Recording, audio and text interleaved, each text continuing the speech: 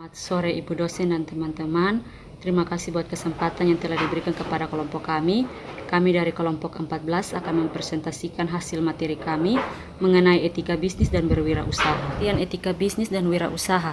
Etika bisnis diartikan sebagai pengetahuan tentang tata cara ideal pengaturan dan pengolahan bisnis yang memperhatikan norma dan moralitas yang berlaku secara universal dan secara ekonomi atau sosial.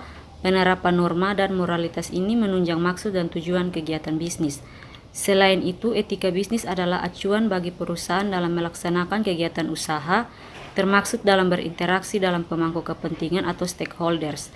Secara sederhana, wirausaha atau entrepreneur adalah orang yang berjiwa berani mengambil risiko untuk membuka usaha dalam berbagai kesempatan. Berjiwa berani mengambil risiko artinya bermental mandiri dan berani memulai usaha tanpa diliputi rasa takut atau cemas sekalipun dalam kondisi tidak pasti. Adapun ciri-ciri dari wirausaha adalah sebagai berikut. Yang pertama, memiliki keberanian dan mempunyai daya kreasi. Yang kedua, berani mengambil risiko. Yang ketiga, memiliki semangat dan kemauan keras. Yang keempat, memiliki analisis yang tepat. Yang kelima, tidak konsumtif. Yang keenam, memiliki jiwa pemimpin. Yang ketujuh, berorientasi pada masa depan. 2. Sikap dan perilaku wirausaha dalam etika bisnis. Ada beberapa sikap dan perilaku oleh pengusaha dan seluruh karyawan dalam etika wirausaha, yaitu 1. Jujur dalam bertindak dan bersikap. 2. Rajin, tepat waktu dan tidak pemalas. 3. Selalu murah senyum. 4. Lemah lembut dan ramah tamah. 5. Sopan santun dan hormat. 6. Selalu ceria dan pandai bergaul. 7. Fleksibel dan suka menolong pelanggan. 8. Serius dan memiliki rasa tanggung jawab. 9. Rasa memiliki perusahaan yang tinggi. 3. Tujuan dan manfaat etika bisnis dalam wirausaha. A. Untuk persahabatan dan pergaulan. Etika dapat meningkatkan keakraban dengan karyawan, pelanggan, atau pihak-pihak lain yang berkepentingan. B. Menyenangkan orang lain. Sikap yang menyenangkan orang lain merupakan sesuatu yang mulia. Menyenangkan orang lain berarti membuat orang menjadi suka dan puas terhadap pelayanan yang diberikan. C. Memujuk pelanggan. Setiap calon pelanggan memiliki karakter sendiri. Berbagai cara dapat dilakukan oleh perusahaan untuk membujuk calon pelanggan. Salah satunya dengan cara melalui etika yang ditunjukkan seluruh karyawan perusahaan. D. Mempertahankan pelanggan. Ada anggapan mempertahankan pelanggan jauh lebih sulit daripada mencari pelanggan. Dan ada juga yang beranggapan bahwa mempertahankan pelanggan lebih mudah karena mereka sudah menerima produk atau pelayanan yang diberikan. E. Membina dan menjaga hubungan. Hubungan yang sudah berjalan baik harus tetap dan terus dibina. Hindari adanya perbedaan paham dan konflik. Dengan etika, ciptakan hubungan dalam suasana akrab dan lebih baik.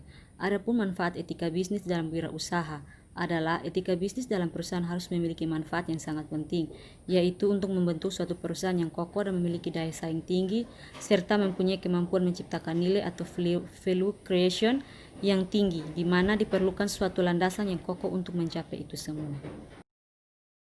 Yang keempat, cara mempertahankan standar etika bisnis dalam wirausaha. Yang pertama, ciptakan kepercayaan perusahaan. Kepercayaan perusahaan dalam menetapkan nilai-nilai perusahaan yang mendasari tanggung jawab etika bagi pemilik kepentingan. Yang kedua, kembangkan kode etik. Kode etik merupakan suatu catatan tentang standar tingkah laku dan prinsip-prinsip etika yang diharapkan perusahaan dari karyawan. Yang ketiga, jalankan kode etik secara adil dan konsisten. Manajer harus mengambil tindakan apabila melanggar etika. Bila karyawan mengetahui bahwa yang melanggar etika tidak dihukum, maka kode etik menjadi tidak berarti apa-apa. Yang keempat, lindungi hak perorangan. Akhir dari semua keputusan step etika sangat bergantung pada individu. Melindungi seseorang dengan kekuatan prinsip moral dan nilainya merupakan jaminan terbaik untuk menghindari penyimpangan etika. Yang kelima, adakan pelatihan etika. Merupakan alat untuk meningkatkan kesadaran para karyawan. Yang keenam, pertahankan standar tinggi tentang tingkah laku. Tidak hanya aturan, karena standar tingkah laku sangat penting untuk menekan betapa pentingnya etika dalam organisasi. Yang ketujuh, ciptakan budaya yang menekan komunikasi dua arah. Komunikasi dua arah sangatlah penting, yaitu untuk menginformasikan barang dan jasa yang kita hasilkan dan menerima aspirasi untuk perbaikan perusahaan. Yang kedelapan, libatkan karyawan dalam mempertahankan standar etika. Para karyawan diberi kesempatan untuk memberikan umpan balik tentang bagaimana standar etika dipertahankan. Yang kelima, tanggung jawab perusahaan terhadap etika bisnis. Yang pertama, tanggung jawab terhadap lingkungan. Perusahaan harus ramah lingkungan, artinya perusahaan harus memerhatikan, melestarikan, dan menjaga lingkungan.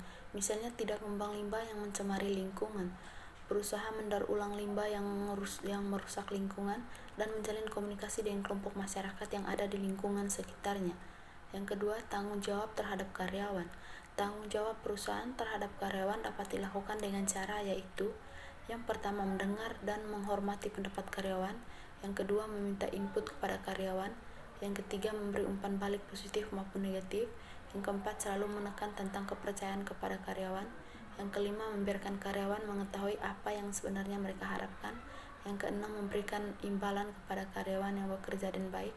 Yang ketujuh, memberikan kepercayaan kepada karyawan. Yang ketiga, tanggung jawab terhadap pelanggan. Tanggung jawab sosial perusahaan juga termasuk melindungi hak-hak pelanggan, yaitu: yang pertama, hak mendapatkan produk yang aman. Yang kedua, hak mendapatkan informasi segala aspek produk. Yang ketiga, hak untuk didengar. Yang keempat, hak memilih apa yang akan dibeli. Yang keempat, tanggung jawab terhadap investor. Tanggung jawabnya yaitu menyediakan pengembalian investasi yang menarik, seperti memaksimumkan laba dan juga melaporkan kinerja keuangan seakurat dan setepat mungkin. Yang kelima, tanggung jawab terhadap masyarakat. Perusahaan harus bertanggung jawab terhadap masyarakat sekitarnya, misalnya menyediakan pekerjaan dan menciptakan kesehatan serta kontribusi terhadap masyarakat. Yang keenam, prinsip-prinsip etika dalam berwirausaha. Yang pertama, kejujuran. Yang kedua, integritas. Yang ketiga, memelihara janji. Yang keempat, kesetiaan.